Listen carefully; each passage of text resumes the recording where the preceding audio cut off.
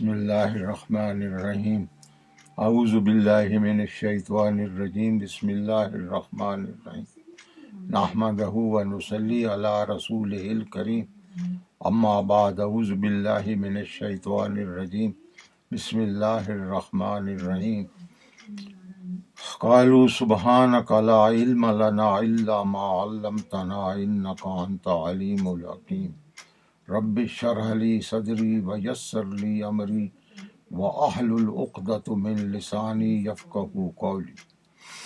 سب تعریفیں اللہ رب العزت کے لیے ہیں، اور جو کچھ بھی دنیا میں ہے سب کچھ اللہ رب العزت کا دیا ہوا ہے۔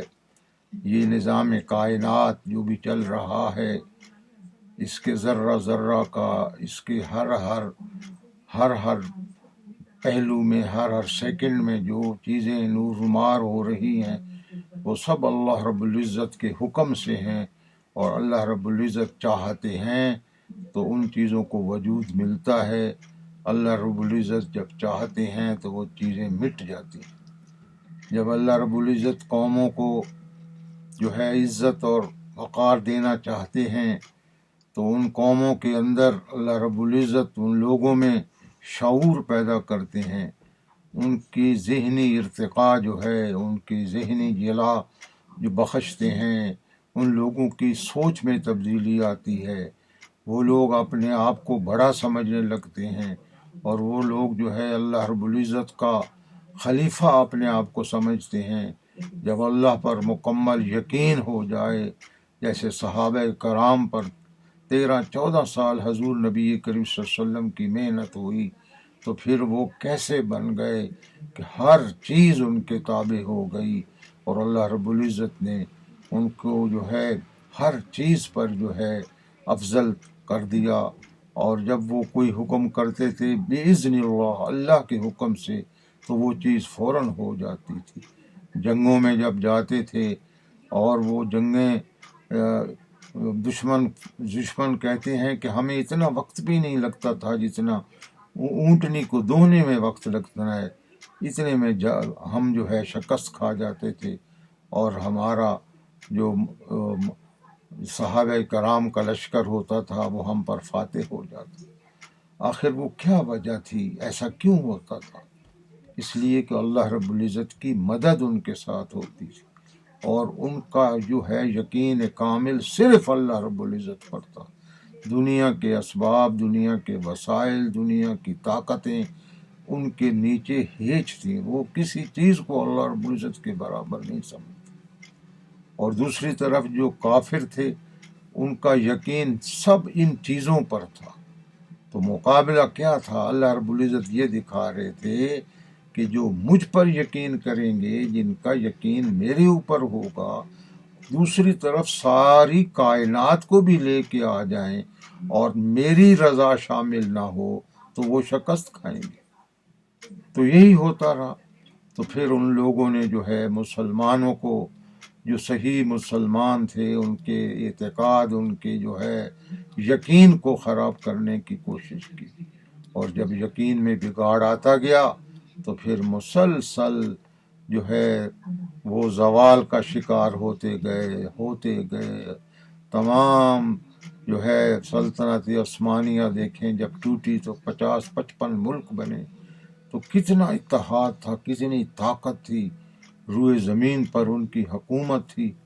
لیکن جب ٹوٹ گئی، ایک صرف کہتے ہیں کرنل، ایک کمانڈر تھا جس کو یہ کام سونپا گیا، اور اس نے صرف یہی کیا کہ ان کے اندر جو ہے ان لوگوں کو داخل کیا، جاسوسوں کو داخل کیا، ان کے اپنے لوگوں کو داخل کیا، اور انہوں نے ان کے اتفاق کو، ان کی نظم و ضبط کو، ان کے جو بہادری کے طریقوں کو، ان کی جو ہزیمت تھی وہ لوگوں کے دلوں پر، انہوں نے ایسے پارا پارا کیا کہ وہ بکھر کر رہ گئے، اور پھر ان کی طاقتیں سب رہ گئی۔ تو اسی لیے اللہ رب العزت کا آج جو ہے ایک سورہ بیان کریں گے جس میں اللہ رب العزت نے واضح اپنے حکم بتائے ہیں، اور بڑی سورہ ہے، اس کو سورہ بر کہتے ہیں، 177 نمبر ہے، 177 آف سورہ بقرہ. سورہ بقرہ کی 177 نمبر سورہ ہے اور بڑی مشہور سورہ ہے، جس میں اللہ رب العزت فرماتے ہیں لیس البر ان تقولوا وجوہکم قبل المشرق والمغرب ولکن البر من آمن باللہ والیوم الآخر والملائکات والکتاب والنبیین وآت المال علی حبہ یتیما علی حبہ ذوی القربى والیتامى والمساکین وابن السبیل والسائلین وفی الرقاب وَأَقَامُوا الصَّلَاةَ وَآتَوُا الزَّكَاةَ الَّذِينَ يَصْبِرُونَ فِي الْبَأْسَاءِ وَالضَّرَّاءِ وَحِينَ الْبَأْسِ أُولَئِكَ الَّذِينَ صَدَقُوا وَأُولَئِكَ هُمُ الْمُفْلِحُونَ. یعنی اختتام میں اللہ رب کہ یہی لوگ سچے ہیں اور یہی فلاح پانے والے ہیں. کون لوگ؟ بتایا 4 قسم کی چیز جس کے اندر صفات ہوں گی.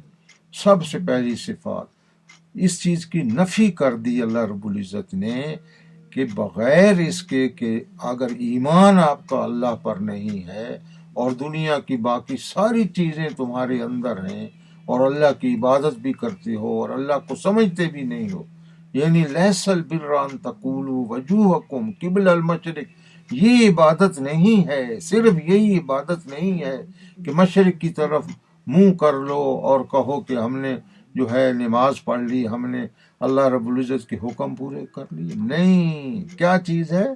وَلَٰكِنَ الْبِرَّ مَنْ آمَنَ بِاللَّهِ وَالْيَوْمِ الْآخِرِ. یہ ایمان صالح، ایمان جو آپ پڑھتے ہیں مختلف، یہ یہاں بھی آ گئے. من آمن باللہ والیوم الآخر ولکن البر من آمن باللہ والیوم الآخر والملائکات والکتاب والنبیین. اتنی چیزوں پر ایمان لانا ہے، اللہ پر، یوم آخرت پر، اللہ کے فرشتوں پر، اللہ کی کتابوں پر جو اللہ رب العزت نے تمام انبیاء پر بھیجی ہیں. تورات کو بھی ماننا ہے، انجیل کو بھی ماننا ہے، حضرت موسیٰ کو بھی ماننا ہے، حضرت عیسیٰ کو بھی ماننا ہے، اور پھر آخر میں قرآن پاک حضور نبی کریم صلی اللہ علیہ وسلم پر نازل ہوئی، ان کو ماننا. یہ ہو گئی ایک قسم. ابھی یہ سب سے پہلے اللہ رب العزت فرما رہے ہیں کہ دین کیا ہے، ایمان کیا ہے، اس پر قائم ہونا. پھر اللہ فرماتے ہیں آت المال علی حبہ ذوی القربى والیتامى والمساکین وابن السبیل والسائلین وفی الرقاب. اتنے ترتیب کے ساتھ اللہ اس مال کو خرچ کرنا جس کے ساتھ آپ کو محبت ہے.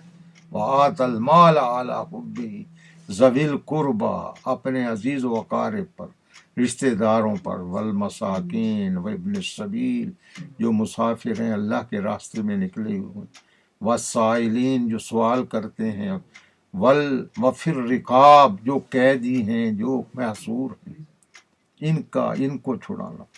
یہ پہلے اللہ رب العزت نے حقوق اللہ بتائے ہیں، ابھی حقوق العباد اللہ رب العزت بتا رہے ہیں. ساتھ ساتھ ہیں حقوق اللہ اور حقوق العباد.